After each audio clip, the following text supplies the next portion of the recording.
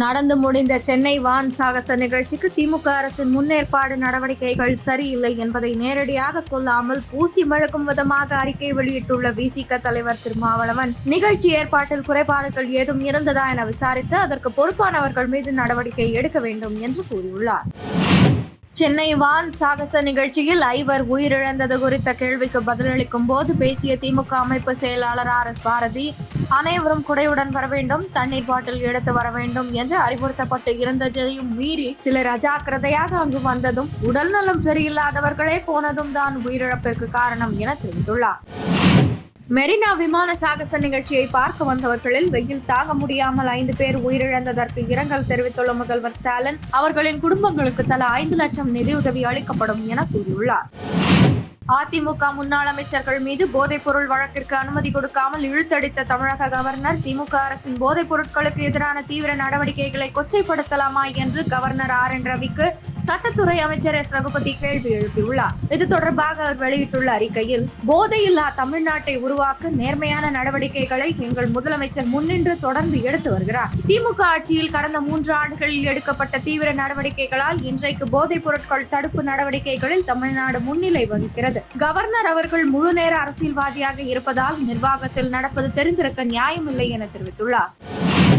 மாவோயிஸ்டுகள் பாதிப்புள்ள மாநில முதல்வர்கள் மற்றும் மூத்த அதிகாரிகளுடன் நடந்த முக்கிய கூட்டத்தில் பேசிய மத்திய உள்துறை அமைச்சர் அமித்ஷா, வரும் 2026ஆம் ஆண்டுக்குள் நாட்டில் இடதுசாரி பயங்கரவாதம் முற்றிலும் ஒடுக்கப்படும் என கூறியுள்ளார். முன்னர் பாதுகாப்பு படைகள் தற்காப்பு நடவடிக்கை மட்டுமே மேற்கொண்டு வந்ததாகவும் இப்போது தாக்குதல் நடவடிக்கைகளை மேற்கொண்டு வருவதாகவும் தெரிவித்துள்ள அமித்ஷா, மோடி அரசின் உத்தியால் இடதுசாரி பயங்கரவாதம் 72% குறைந்துள்ளது. 2010ஆம் ஆண்டை விட 2023ஆம் ஆண்டில் இறப்பு எண்ணிக்கை 86% குறைந்துள்ளது. பிரதமர் நரேந்திர மோடியின் வழிகாட்டுதலில் 2026 மார்ச் மாதத்திற்குள் இடதுசாரி பயங்கரவாத அச்சுறுத்தலை முற்றிலும் வேரறுக்க மத்திய அரசு உறுதி பூண்டுள்ளது. இடதுசாரி பயங்கரவாதத்தால் பாதிக்கப்பட்ட மாவட்டங்களின் எண்ணிக்கை இப்போது வெறும் 38ஆக உள்ளது. பாதிக்கப்பட்ட மாநிலங்களின் தொலைதூர பகுதிகளுக்கு வளர்ச்சி திட்டங்களை கொண்டு செல்வது, சாலை மற்றும் மொபைல் இணைப்புக்கு உத்வேகம் அளிப்பது உள்ளிட்ட பல நடவடிக்கைகளை மத்திய அரசு எடுத்துள்ளது என கூறியுள்ளார். அரசு பங்களாவை காலி செய்யும் போது அதிலிருந்து பொருட்களை திருடி சென்று விட்டதாக லாலு மகன் தேஜஸ்வி மீது பாஜக குற்றம் சாட்டியுள்ளது. குற்றச்சாட்டை மறுத்துள்ள ராஷ்டிரிய ஜனதா தள கட்சியினர், ஒப்படைக்கும் போது அரசு பங்களாவில் இருக்கும் பொருட்களின் விவரத்தை அரசு வெளியிட வேண்டும் என்றும், அப்படி செய்ய தவறினால் மன்னிப்பு கேட்டே ஆக வேண்டும் என்றும் கூறியுள்ளனர். கேரளாவை சேர்ந்த 51 வயதாகும் மான்சினியர் ஜார்ஜ் ஜேக்கப் கூவக்காடு உள்ளிட்ட உலகின் பல்வேறு நாடுகளை சேர்ந்த 21 பாதிரியார்களுக்கு கார்டினல் பதவி உயர்வு அளித்து போப் பிரான்சிஸ் உத்தரவிட்டுள்ளார்.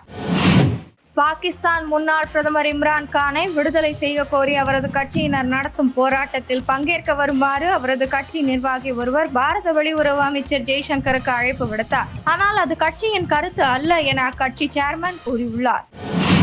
நடப்பு 2024ஆம் ஆண்டு மருத்துவத்துக்கான நோபல் பரிசு விஞ்ஞானிகள் விக்டர், அமெரிக்காவை சேர்ந்த ஆம்ரோஸ் கேரி ருப்குன் ஆகிய இருவருக்கும் அறிவிக்கப்பட்டுள்ளது. மைக்ரோ RNAவின் கண்டுபிடிப்பு மற்றும் ஆராய்ச்சிக்கான இவர்கள் இருவருக்கும் நோபல் பரிசு வழங்கப்பட உள்ளது.